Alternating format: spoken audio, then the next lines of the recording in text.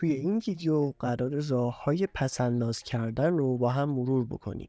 شاید بعضی از این راه‌ها اونقدر عجیب باشه که باور نکنید این راه‌ها کارسازن.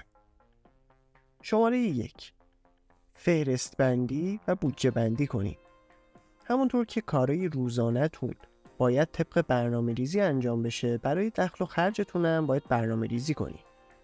میتونید شما جدولی بکشید و جلوی هر آیتم هزینه‌های معینش رو بنویسید.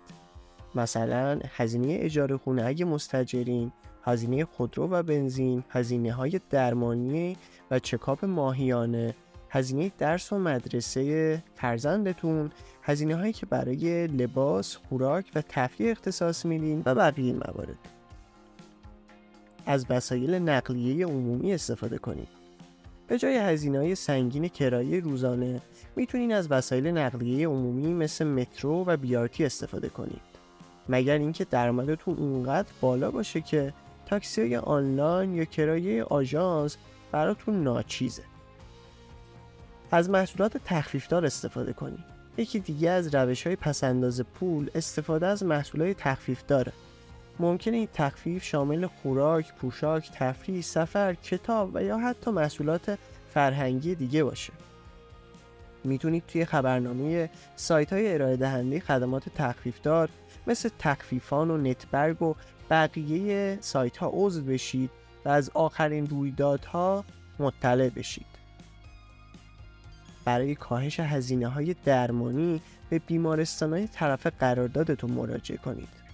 بیمارستانایی هستن که طرف قرارداد با بیمه‌های تکمیلی و یا بیمه‌های رایگان مثل بیمه نیروهای مسلحن. قبل مراجعه به بیمارستان حتما نوع بیمه طرف قرارداد رو چک بکنید. اگر نوع بیمه خدمات درمانی شما مشمول تخفیف و یا رایگان هست، حتما استفاده کنید. این حق شماست. راه 5. برای پیرایش ماهیانه به آموزشگاه‌های آرایشگری سر بزنید. چرا آموزشگاه‌های آرایشگری؟ چون داشتن مدل رایگان برای هنرجوها الزامیه. هنرجوها برای تمرین آرایشگری از افراد میخوان تا مدلشون بشن و بدون دریافت پول موی اونا رو اصلاح میکنن. شماره 6. از تورهای تخفیفدار یا لحظه آخری استفاده کنید. اگر زیاد اهل گردش و تفریح هستین و نگران هزینه‌های سفرید، میتونید از تورهای تخفیفدار و لحظه آخری بهره‌مند بشید.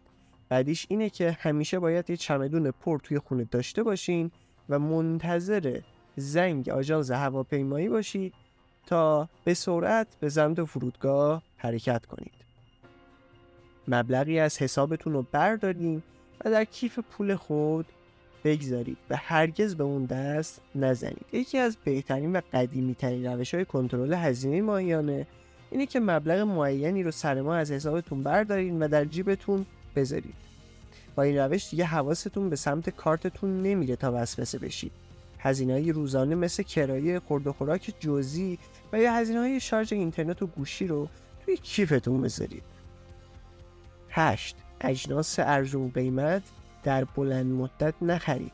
حتما این جمله معروف رو شنیدین که انقدر پولدار نیستیم که جنس ارزون بخریم.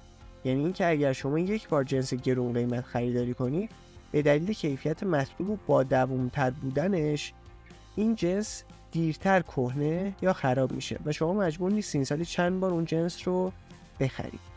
9. به جای خرید محصولات فرهنگی اونا رو اجاره کنید یا به امانت بگیرید.